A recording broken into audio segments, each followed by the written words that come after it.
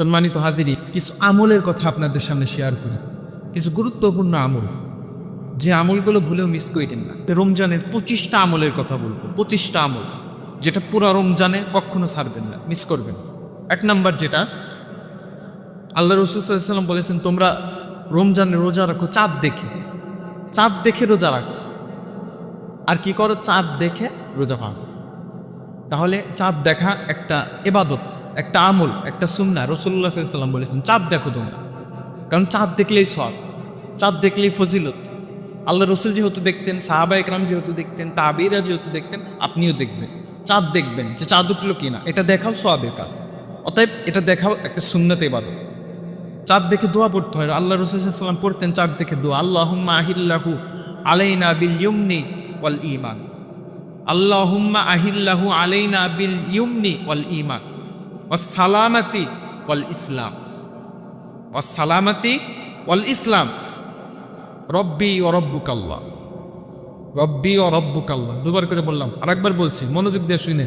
আল্লাহুম্মা আহিল্লাহু আলাইনা বিল ইয়ুমনি ওয়াল ঈমান ওয়াস সালামাতি ওয়াল ইসলাম, রব্বি ও রব্বুকাল্লাহ। এই দোয়াটা আল্লাহ রাসূল সাল্লাল্লাহু আলাইহি ওয়াসাল্লাম পড়তেন যখনই চাঁদ দেখতেন রমজানে। আল্লাহ রাসূল এই দোয়াটা পড়তেন, অতএব আমরাও এই দোয়াটা পড়ব। 2 নাম্বার, সংক্ষিপ্ত আকারে আপনাদের বুঝাই, রোজা রাখা। রমজানের একটা গুরুত্বপূর্ণ বিষয় হচ্ছে রোজা রাখা। রমজানে রোজা রাখার নিয়ত করেন, 30টা রোজাই রাখবেন ইনশাআল্লাহ, 30টা রোজাই রাখবেন। রমজানে রোজা রাখা এটা একটা ইবাদত, এটা একটা আমল।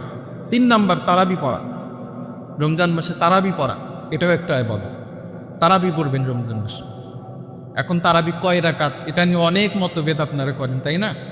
তো আমি বলছি শোনেন, 20 রাকাত তারাবি পড়বেন। 8 রাকাত তারাবি হয় না, তারাবি 8 রাকাত হয় না। যতই দলিল শোনেন, ওগুলো সব তাহাজ্জুদের দলিল, ওগুলো সব তাহাজ্জুদের দলিল। 8 রাকাত তারাবি হয় না, 8 রাকাত তারাবি হয় না। অনেকেই ধোকা দিবে আপনাকে, 8 রাকাত তারাবি না, না, তারাবি 20 রাকাত, 20 রাকাত তারাবি করবেন। 4 নম্বর, যেটা সাহরি খাওয়া। আল্লাহ রাসূল সাল্লাল্লাহু আলাইহি ওয়াসাল্লাম বলেছেন, তোমরা সাহরি খাও।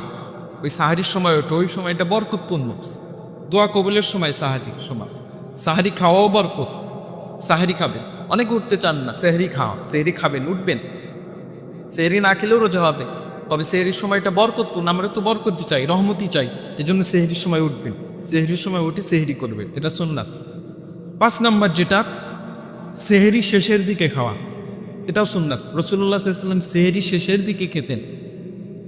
একেবারে 3টার সময় উঠলেন, 3টার সময় উঠে সেহরি খেলেন, তারপরে ঘুমিয়ে পড়লেন, লাভ হলো না। এই জন্য আল্লাহ রাসূল সাল্লাল্লাহু আলাইহি ওয়াসাল্লাম উঠেই উজু করে তাহাজ্জুদের নামাজ পড়তেন। তাহাজ্জুদের নামাজ পড়তে পড়তে, ইবাদত বন্দিগি, কোরআন তেলাওয়াত করতে করতে যখন সময়টা শেষের দিকে চলে যাইতো, একেবারে আজানের পূর্ব মুহূর্তে আল্লাহ রাসূল সাল্লাল্লাহু আলাইহি ওয়াসাল্লাম সেহরি করতেন। এই জন্য সেহরিটা শেষের দিকে করা, এটা সুন্নাত, একটা ইবাদত, আমল। 6 নম্বর, যেটা ইফতার করা। ইফতার করা এটা একটা ইবাদত, ইফতার করবেন। 7 নম্বর, ইফতার তাড়াতাড়ি করা। অনেকে ইফতারের সময় বিভিন্ন কাজ নিয়ে ব্যস্ত থাকে। 3 নম্বর, ইফতার তাড়াতাড়ি করবেন, তাড়াতাড়ি করবেন। ইফতারের সময় এদিকে ওদিকে যাবেন না। ইফতারের 30 মিনিট আগে ইফতার সামনে এনে বসবেন, আল্লাহর কাছে দোয়া করবেন। ওই সময়টা গুরুত্বপূর্ণ, ওই সময় আল্লাহ কাছে চাইলেই আল্লাহ দিয়ে দেয়। রাসূলুল্লাহ সাল্লাল্লাহু আলাইহি ওয়াসাল্লাম বলেছেন যে যখন ইফতারের সময় হয়, বান্দা যখন ইফতার সামনে নিয়ে বসে থাকে রমজান মাসে, তো আল্লাহ বলে ফেরেশতা দেখো তো আমার বান্দা কি করছে, বলে ইফতারের জন্য প্রস্তুতি নিচ্ছে। সব কিছু আছে নাকি ইফতারে, সব কিছু আছে নাকি, খাউন দাও। ফেরেশতারা বলে হ্যাঁ আল্লাহ, সব কিছু আছে, খাউন দাও ইফতারে। তো এবার আল্লাহ বলতেছে, তো বান্দা কি করে? বলে সামনে নিয়ে বসে আছে। পানি আছে? হ্যাঁ পানি আছে। লেবুর শরবত? হ্যাঁ লেবুর শরবত আছে। সকল খানা পিনা ব্যবস্থা আছে। আল্লাহ বলে বান্দা খায় না কেন, খায় না কেন, পান করে না কেন, ইফতার করে না কেন? বলে আপনার ভয়, আপনার ভয়ে খায় না, আপনার ভয়ে পান করে না, কেবলমাত্র আপনার হুকুমের অপেক্ষায় থাকে। তাদেরকে কোটি কোটি টাকা দিলেও 1 সেকেন্ড আগে খাবে না, সময় না হওয়া 1 সেকেন্ড আগেও তারা খাবে। তখন আল্লাহ রাব্বুল আলামিন বলে ফেরেশতা দেখো তো বান্দা কি চায়, ইফতার সামনে নিয়ে কি চায়। তখন এই কথাটা যখন বান্দা ওই সময় আল্লাহর কাছে দোয়া করে যে আল্লাহ মাফ করে দাও, এটা দাও, ওটা দাও, জান্নাত দাও, নেক হায়াত দান করো, সুস্থতার নিয়ামত দান করো, যখন এইভাবে বান্দা চাইতে থাকে, তো ফেরেশতারা আল্লাহকে বলে আল্লাহ যে এইভাবে চাইতেছে আপনার কাছে। আল্লাহ তো ডাইরেক্ট শোনেই, কিন্তু ফেরেশতাদের দিয়া একটু শোনায়, আমার বান্দা এত কিছু সামনে নিয়ে যখন খাইলো না, আমার ভয় 1 সেকেন্ড আগে যখন খায় না, ফেরেশতা সাক্ষী থাকো, আমার বান্দাকে আমি আল্লাহ রাব্বুল আলামিন মাফ করে দিলাম, আমার বান্দার সকল প্রয়োজন মিটাইয়া দিলাম। এই জন্য ইফতারকে সামনে নিয়ে দোয়া করা বহুত বড় একটা ইবাদত, বহুত বড় একটা আমল। এটা মিস করবেন না, কখনো মিস করবেন না। 30 দিনে লিস্ট করবেন, লিস্ট করবেন। এই যে আজকে যেমন আমি আলোচনা এইভাবে লিস্ট করে আনছি, এবার 30 দিনে লিস্ট করবেন যে কি কি দরকার আপনার, কি কি দরকার, ওটা আল্লাহর কাছে চাইবেন। সুস্থতার জন্য দোয়া করলেন, গুনাহ মাফের জন্য দোয়া করলেন, পরিবারের থেকে অনেক লোক চলে গেছে তাদের জন্য দোয়া করলেন। এইভাবে আল্লাহর কাছে চাইতে হয়, আল্লাহর কাছে দোয়া করতে হয়। আল্লাহ বলে ও দোনি আমাকে ডাকো, আস্তাজিব লাকুম, আমি তোমাদেরটাকে সাড়া দেব। অতএব আল্লাহর কাছে চাইবেন, ইফতার সামনে নিয়ে দোয়া করা। আবার ইফতার তাড়াতাড়ি করা, যেটা 7 নম্বর। 8 নম্বর যেটা, একটু পর পরই রমজান মাসে দোয়া করা। রোজা থাকা অবস্থায় একটু পর পরই দোয়া করা, কারণ আপনি রোজা, আল্লাহর হুকুম পালন করতেছেন। আল্লাহর হুকুম পালন করার মাধ্যমে যখন আল্লাহর কাছে চাইবেন, আল্লাহর উপরে দোয়া কবুল করবেন, এটা সম্ভাবনা 100% থাকে। অতএব রোজা রেখে একটু পরে পরে দোয়া করা। পরে ইস্তেগফার, আস্তাগফিরুল্লাহ, আস্তাগফিরুল্লাহ, সুবহানাল্লাহ, আলহামদুলিল্লাহ, আল্লাহু আকবার, লা ইলাহা ইল্লাল্লাহ পড়তে থাকেন। যখনই সময় পাবেন পড়তে থাকেন। এজন্য একটু পরে পরেই দোয়া করবেন রমজান মাসে রোজা রেখে। এবার 9 নম্বর যদি দেখেন, সকল পাপ থেকে বিরত থাকা, সকল প্রকার পাপ থেকে বিরত থাকা। রমজান মাসে আপনি রোজাও রাখলেন, পাপ করলেন, অন্যায় করলেন, কবিরা গুনাহ করলেন, সগীরা গুনাহ করলেন, অন্যকে গালি দিলেন, না না, এটা করবেন না। এটা রোজা শুধু না খেয়ে থাকাই হবে, এটা কোনো ফজিলত পাবেন না, ফজিলত পাবেন না। অতএব রোজা রেখে সকল প্রকার অন্যায় থেকে বিরত থাকা, সকল প্রকার গুনাহ থেকে বিরত থাকা, এটা একটা আমল। বিশেষ করে মিথ্যা গীবত থেকে বিরত থাকা, মিথ্যা গীবত থেকে বিরত থাকা রমজান মাসে। হারাম খাওয়া থেকে বিরত থাকা, বিশেষ করে এগুলা। আরও ইত্যাদি ইত্যাদি অনেক হারাম আছে। বেশি বেশি নেক আমল করা, বেশি বেশি ভালো কাজ করা, দান খয়রাত করা। রমজান মাসে দেখবেন অনেক মুরব্বী দুর্বল হয়ে পড়ে যায়, একটা ভারী ব্যাগ আনতে পারতেছে না, একটু সহযোগিতা করেন। একটা গাড়ি উঠতে পারতেছে না, রিক্সা উঠতে পারতেছে না, একজন ধাক্কা দিলে উঠে যাবে, সহযোগিতা করেন। এভাবে সহযোগিতা করেন, একজনের সহযোগিতায় হাত বাড়ায়া দেন। একজন হিন্দু হলেও তার উপকারে আসেন আপনি। ভালো কাজগুলো করতে থাকেন, যত ভালো কাজ আছে রোজা রেখে এগুলো করা, এটাও একটা আমল। রমজান মাসে যখন আপনি আরও ভালো কাজ করবেন ডাবল, তো ডাবল সওয়াব আপনি পাবেন। কারণ রমজানে একটা করলে যেহেতু 70, একটা করলেই যেহেতু 70 হয়, 700 গুণ বৃদ্ধি পায় বেগাইর হিসাব। আল্লাহ কোটি কোটি আমল নামা হিসাব সাদা লিখে দেন। অতএব বেশি বেশি ভালো কাজ করা, কারণ ভালো কাজে দ্বিগুণ দ্বিগুণ সওয়াব, দ্বিগুণ সওয়াব পাবে, 70 গুণ 700 গুণ সওয়াব পাবে। এই জন্য ভালো কাজ করা বেশি বেশি। এরপরে বেশি বেশি ইস্তেগফার করা, তাওবা করা আল্লাহর কাছে। আল্লাহর কাছে বলা, মালিক 11টি মাস অনেক অপরাধ করেছি, অনেক অপরাধ করেছি, মালিক আপনি মাফ করে দেন, আপনি মাফ করে দেন। আল্লাহর কাছে এইভাবে চাওয়া যে মালিক আপনি মাফ করে দেন, অনেক অপরাধ করেছি, অনেক গুনাহ করেছি, অনেক নাফরমানি করেছি, একটি মাস দিছেন মাফ পাওয়ার জন্য, মালিক আপনি মাফ করে দেন। রমজানে যারা মাফ পাবে না তারা ধ্বংস। আল্লাহ রাসূল সাল্লাল্লাহু আলাইহি ওয়াসাল্লামের বদদোয়া, জিবরাইল আমিনের বদদোয়া, স্বয়ং আল্লাহ রাব্বুল আলামিনের বদদোয়া। অতএব রমজান মাসে বেশি বেশি আল্লাহর কাছে ইস্তেগফার করা, আল্লাহর কাছে বেশি বেশি মাফ চাওয়া। এরপরে যেটা, রোজাদারকে ইফতার করানো, এটাও একটা ভালো আমল, একটা নেক আমল। রোজাদারকে ইফতার করাবেন, ইফতার করাবেন রোজাদারকে। আপনিও রোজাদার, আর একটা রোজাদারকে ইফতার করান, একদিন মেহমানদারি করা। আল্লাহ রাসূল সাল্লাল্লাহু আলাইহি ওয়াসাল্লাম বলেছেন, কোনো ব্যক্তি যদি রোজাদারকে ইফতার করায়, তো ওই রোজাদার রোজা রেখে যত সওয়াব উপার্জন করবে আল্লাহ 2 ভাগে ভাগ করবেন। এক ভাগ তার থাকবে, তার তো কমবেই না, আর আরেক ভাগ ইফতারকারী, যে ব্যক্তি ইফতার করালো ওই ব্যক্তির আমল নামায় ওই রোজাদারের সওয়াব আল্লাহ রাব্বুল আলামিন যোগ করে দেবে। তাহলে দেখেন কত সওয়াব। সাহাবা একরাম বলছি, ইয়া রাসূলুল্লাহ আমাদের তো সামর্থ্য নাই, আমরা নিজেরাই তো ইফতার করতে পারি না। আল্লাহ রাসূল সহজ করে বলতেছেন, খুবই সহজ করে বলতেছেন, যদি একটা খেজুর দিয়েও যদি কাউকে ইফতার করাও, যদি কাউকে 1 গ্লাস পানি দিয়েও যদি ইফতার করাও, আল্লাহ রাব্বুল আলামিন ওই রোজাদারের রোজার পরিমাণ সওয়াব আল্লাহ তোমার আমল নামেও দিয়ে দেবে। খুবই সহজ। এই জন্য ইফতার করাবেন মানুষদেরকে, ডেকে ডেকে ইফতার করাবেন। আমরা শুধু অন্যের বাসায় ইফতার করতে চাই, অন্যের বাসায় খাইতে চাই, কিন্তু নিজেরা ইফতার করাতে চাই না, এটা করবেন না। আপনি নিজেই ইফতার করাবেন অন্যকে। এরপরে যেটা, বেশি বেশি কোরআন তেলাওয়াত করবেন রমজান মাসে, বেশি বেশি কোরআন তেলাওয়াত করা, খুবই বেশি বেশি কোরআন তেলাওয়াত করা। অন্যদিন তো কোরআন তেলাওয়াত করেন না, তো এই রমজানে একটু গাইডলাইন মেনটেন করে কোরআন তেলাওয়াত করবে। একটা টার্গেট থাকবে যে আমি এতদিন কোরআন খতম করবো, আমি কোরআন একটু বুঝে পড়বো, একটু আমল করব, কোরআন যারা পড়তে পারি না তারা শিখবো। তো যান আমাদের সাথে ছাত্র বিকাশ একটু শেখেন। আপনি যদি শিখতে যান কেউ আপনাকে না করবে না, কেউ আপনাকে না করবে না, বলবে না যে ভাই আমি আপনাকে শেখাতে পারবো না, সময় নেই, এই কথা বলবেন, আরো খুশি হবে। আপনি যান, যারা কোরআন শিখতে পারেন নাই 11টি মাস ব্যস্ততার কারণে, যান রমজান মাসে গিয়ে কোরআন শিখেন। 1টি মাস সময় দেন কোরআনের পিছনে, যে আল্লাহ এত কিছু দিল, আল্লাহর কিতাব, 1টা মাস সময় নিয়ে শিখেন, চেষ্টা করেন, চেষ্টা করলেই হয়ে যাবে। অতএব রমজান মাসে আমরা বেশি বেশি কোরআন তেলাওয়াত করব, বেশি বেশি কোরআন তেলাওয়াত করব। অযথা সময় আমরা নষ্ট করবো না, যতটুকু সময় পাবো আমরা কোরআন তেলাওয়াতে কাটাবো। এরপরে বেশি বেশি দান করবো। রমজান মাসকে উপেক্ষা করে বেশি বেশি দান করবো। 1 টাকা দান করলে 70 টাকা দানের সওয়াব। 1 টাকা দান করলে 70 টাকা দানের সওয়াব। যদি দানের মধ্যে আরো ইখলাস থাকে, আল্লাহকে রাজি খুশি করার জন্য দান করেন, তা আল্লাহ রাব্বুল আলামিন ফেরেশতাকে বলে, ফেরেশতা 700 গুণ লিখে। যদি আরো ভালো হয়, আমলটা আল্লাহর কাছে পছন্দ হয়, তা আল্লাহ বলে কোটি কোটি লিখে দাও।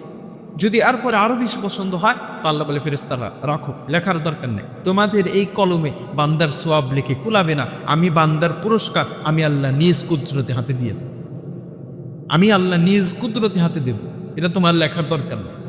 এজন্য ইখলাস নিয়ে রমজানে কোরআন তিলাওয়াত করা, দান করা, কাউকে দেখানোর জন্য না, আল্লাহকে দেখানোর জন্য। এরপরে যেটা, সেহরির সময় তাহাজ্জুদ পড়া। সেহরির সময় যখন উঠবেন তাহাজ্জুদ পড়বেন। 2 রাকাত পারেন, 4 রাকাত পারেন, 5 রাকাত পারেন, পড়বেন, মিস যেন না হয়। 2 রাকাত হলে 2 রাকাতই পড়বেন, 2 রাকাত করে আল্লাহর কাছে চাইবেন। রমজান মাস পুরা সময়টাই দামি, তো এই রমজান মাসে তাহাজ্জুদের নামাজ পড়বেন। সেহরি খাওয়ার সময় উঠবেন যখন, আগে তাহাজ্জুদের নামাজ পড়ে এবারে খাবেন, তাতে রাসূলুল্লাহ সাল্লাল্লাহু আলাইহি ওয়াসাল্লামের সুন্নাতেরও সওয়াব পাবেন, তাহাজ্জুদেরও সওয়াব পাবেন। যাদের সামর্থ্য আছে তারা উমরা করবেন, যাদের সামর্থ্য থাকে উমরা করার জন্য উমরা করবেন। সম্পদ তো কত জায়গায় নষ্ট করে, একটু আল্লাহর ঘরের পিছনে ব্যয় করেন, একটু আপনার জন্যই ব্যয় করেন, আপনার জন্যই তো এটা। একটু যান, রমজান মাসে একটু যান, উমরা করেন, দেখেন কি অবস্থা, দিল পরিবর্তন হয়ে যাবে, দিল পরিবর্তন হবে। 11টি মাস অনেক জায়গায় ঘুরছেন, অনেক জায়গায় সফর করছেন, একটু আল্লাহর ঘরে যান, একটু আল্লাহর ঘরে যান। এই রমজান মাসে যারা পারবেন, আল্লাহ যাদেরকে সামর্থ্য দিচ্ছে, একটু উমরা করে আসেন, দেখেন কি হয়, জীবন পরিবর্তন হয়ে যাবে। এরপরে যেটা, আপনারা রোজা রেখে বেশি বেশি মিসওয়াক করবেন। রোজা রেখে বেশি বেশি মিসওয়াক করা আল্লাহ রাসূল সাল্লাল্লাহু আলাইহি ওয়াসাল্লামের সুন্নাত। এমনিতেই আল্লাহ রাসূল মিসওয়াক করতেন, যখন মৃত্যুবরণ করবে তার পূর্বে আম্মা জান আয়েশা সিদ্দিকা রাদিয়াল্লাহু তাআলা আনহা মিসওয়াক চাবায়া দিছেন, নরম করে দিছেন। আল্লাহ রাসূল চাবাইতে পারেন না, নরম করে দিছেন। এরপরে মৃত্যুর পূর্বে আল্লাহ রাসূল সাল্লাল্লাহু আলাইহি ওয়াসাল্লাম মিসওয়াক করেছেন। মিসওয়াকের অনেক গুরুত্ব, অনেক ফজিলত, অন্যদিন না হয় সময় করে বলবো। এতটুকু বললাম, রমজান মাসে কোনো পেস্ট ব্যবহার করবেন না, কোনো ব্রাশ ব্যবহার করবেন না, মিসওয়াক ব্যবহার করেন, মিসওয়াক ব্যবহার করেন। কারণ রমজান মাসে টুথপেস্ট দিয়ে দাঁত মাজলে এমনিতে রোজা মাকরু হয়ে যায়, দুর্বল হয়ে যায়, অপছন্দনীয় হয়ে যায়। মিসওয়াক করবে, যে মুখের সকল ময়লা সাফ করবে, মাড়িকে শক্ত করবে, দাঁতের ময়লা সাফ করবে, মুখের দুর্গন্ধ দূর করে দেবে, এই জন্য মিসওয়াক করবে। আল্লাহ রাসূল সাল্লাল্লাহু আলাইহি ওয়াসাল্লামের সুন্নাত মিসওয়াক করা, মিসওয়াক করবে। এরপরে শেষ 10 দিনে ইতিকাফ করবেন। ইতিকাফ শেষ 10 দিনে করবেন। আমরা অনেকেই লোক ভাড়া করে ইতিকাফ করে না, এটা তার দায়িত্ব না, এটা কোনো হুজুরের দায়িত্ব না, আপনার দায়িত্ব ইতিকাফ করা, আপনার দায়িত্ব ইতিকাফ করা। যদি ইতিকাফ কোনো মসজিদে না হয়, পুরা গ্রাম দায়ী থাকবেন, এর জন্য পুরা গ্রাম দায়ী থাকবে, ইতিকাফ করবে। যেমন কঠোর আল্লাহ বলছেন, তেমন সহজও করছেন। ইতিকাফ করলে কত বেশি ফজিলত জানেন, এত বেশি ফজিলত ইতিকাফের। আল্লাহ রাসূল সাল্লাল্লাহু আলাইহি ওয়াসাল্লাম জীবনে কোনো দিন ইতিকাফ ছাড়েন না। প্রথম দিকে আল্লাহ রাসূল 30 দিনই ইতিকাফ করছে, পুরা রমজান মাসে ইতিকাফ করছে। শেষের দিকে যখন আল্লাহ রাব্বুল আলামিন জানায়া দিলেন যে হাবিব, আমি ইতিকাফ যে আপনি করবেন, লাইলাতুল কদর তালাশ করার জন্য যখন ইতিকাফ করবেন, আমি আল্লাহ প্রথম 20 দিনে লাইলাতুল কদর রাখি নাই, আমি আল্লাহ শেষ দশকে লাইলাতুল কদর রেখেছি। অতএব আপনি শেষ 10 দিন ইতিকাফ করেন, আর এই 20 দিন করার দরকার নেই, এত কষ্ট করার দরকার নেই, আপনি শেষ 10 দিন ইতিকাফ করবেন। কারণ শেষ 10 দিন ইতিকাফ করলে লাইলাতুল কদর আপনি পাবেন, 100% পাবেন। প্রত্যেক রাত্রে যখন ইবাদত করবেন, তো লাইলাতুল কদর আপনি পেয়ে যাবেন। আর লাইলাতুল কদরের সব কি জানেন? লাইলাতুল কদরে এক রাত যদি কেউ ইবাদত করে, 83 বৎসর 4 মাসের সব আল্লাহ রাব্বুল আলামিন আপনার আমল নামায় দিয়ে দেন। 83 বৎসর 4 মাস একটা রাতকে পাওয়ার জন্য লাইলাতুল কদর আপনারা খোঁজার জন্য ইতিকাফ করবেন। যাদের সামর্থ্য হয় ইতিকাফ করবে। আর অনেক ফজিলত আছে ইতিকাফের, অন্য দিন বলবো। তো যাই হোক, ইতিকাফ করা শেষ দশকে। এরপরে শেষ দশকে বেশি বেশি ইবাদত করা। আল্লাহ রাসূল সাল্লাল্লাহু আলাইহি সাল্লাম শেষ দশকে কোমরে গামছা বেঁধে নামতেন। হাদিসের মধ্যে আসছে কোমরে গামছা বেঁধে আল্লাহ রসুল নামতেন। কেন এই কথা বললেন? কারণ যখন কোনো ভারী কাজ করার দরকার হয়, কোনো ভারী কাজ যখন মানুষ করে, দেখবেন ভারী কাজ করার পূর্বে লুঙ্গি শক্ত করে বাঁধে, প্রয়োজনে কোমরে গামছা বেঁধে নামে কোনো ভারী কাজ করার জন্য। স্বাভাবিক কাজ করার জন্য গামছা বেঁধে কেউ নামে না, গামছা গলায় ঝুলায় রাখে, চেয়ারের উপর রাখে, যারা মাটি কাটে দেখবেন। কিন্তু যখন কঠিন কোনো কাম এসে যায় তখন গামছাকে কোমরে বাঁধে। তো আল্লাহ রসুল এটা বুঝাইছেন যে গামছাকে কোমরে বেঁধে আমি এবাদতে নামতাম, অতএব এত গুরুত্ব দিতাম, এত ভারী এবাদত আমি করতাম, এ কারণে গামছা কোমরে বেঁধে নামতাম। এটা একটা উদাহরণ। আল্লাহ রসুল বলছেন তোমরা গামছা কোমরে বেঁধে যেমন ভারী কাজ করো, ঠিক তেমনিভাবে তোমরা ওই রকম প্রস্তুতি নিয়ে আল্লাহর ইবাদত করো। সারা রাত জেগে জেগে আল্লাহ রসুল ইবাদত করতেন এই শেষ দশকে। অতএব শেষ দশকে ইতিকাফ তো করবেন, আর বেশি বেশি ইবাদত বন্দেগী করবেন। এরপরে লাইলাতুল কদর তালাশ করবেন। এই শেষ দশকে লাইলাতুল কদর তালাশ করলে এটাও একটা আমল। লাইলাতুল কদর তালাশ করবেন। লাইলাতুল কদর বেজর রাত্রিতে হওয়ার সম্ভাবনা বেশি, আল্লাহ রসুল বলে গেছেন। তো লাইলাতুল কদর আল্লাহ রাব্বুল আলামিন আমাদেরকে জানান নাই, না জানায় উপকার করছেন। কারণ যদি জানায় দেন তাহলে ওই একটা রাতকে তালাশতে করতে করতে একটা রাত্রে আমরা ইবাদত করতাম, আর বাকি রাতকে তেমন গুরুত্ব দিতাম না। আল্লাহ রাব্বুল আলামিন এটাকে আমাদেরকে না জানায় উপকার করছেন, কারণ আমরা যদি জানতাম তাহলে একটা রাতকে ঘিরে ইবাদত করতে পারতাম। কিন্তু আল্লাহ রাব্বুল আলামিন আমাদেরকে জানান নাই, এই কারণে আমরা 10 দিন ভর আমরা ইবাদত বন্দেগী করি। তাহলে আল্লাহ রাব্বুল আলামিন আমাদেরকে না জানায় আমাদের উপকার করছেন, কল্যাণের জন্য আল্লাহ রাব্বুল আলামিন আমাদেরকে জানান নাই। অতএব লাইলাতুল কদর তালাশ করবেন 10 দিন ইতিকাফ করে। এরপর যেটা শেষ 10 দিন কদরের দোয়া পড়বেন, সবে কদরের দোয়া পড়বেন। দোয়া আছে কিন্তু শেষ দশকে আল্লাহ রাসূল সাল্লাল্লাহু আলাইহি ওয়াসাল্লাম একটা দোয়া বারবার পড়তেন, আল্লাহুম্মা ইন্নাকা আফুন কারীম তুহিব্বুল আফওয়া ফাআফু আননি। আল্লাহুম্মা ইন্নাকা আফুন কারীম তুহিব্বুল আফওয়া ফাআফু আননি। আল্লাহ রাসূল সাল্লাল্লাহু আলাইহি ওয়াসাল্লাম দোয়াটা পড়তেন, আপনারাও পড়বেন। 23 নম্বর সেটা হচ্ছে ফিতরা দিবেন। রমজানের রোজা তো রাখেন, কিন্তু অনেকে ফিতরা দিতে চান না, ফিতরা দিবেন। কারণ এই ফিতরা দেওয়ার কারণে আপনার রোজার মধ্যে যদি কোনো ভুল ত্রুটি হয়ে থাকে, যদি যতটুকু ইবাদত করা দরকার ততটুকু পারেন নাই, রমজানের রোজার মধ্যে একটু ভুল হয়ে গেছে, তো এই ফিতরা দেওয়ার কারণে আল্লাহ রাব্বুল আলামিন আপনার এই রমজানের যত ভুল ত্রুটি আছে ছোট ছোট এগুলাকে আল্লাহ রাব্বুল আলামিন মিটায় দেবেন, ওগুলা মাফ করে দেবেন। এই জন্য ফিতরা দিবেন।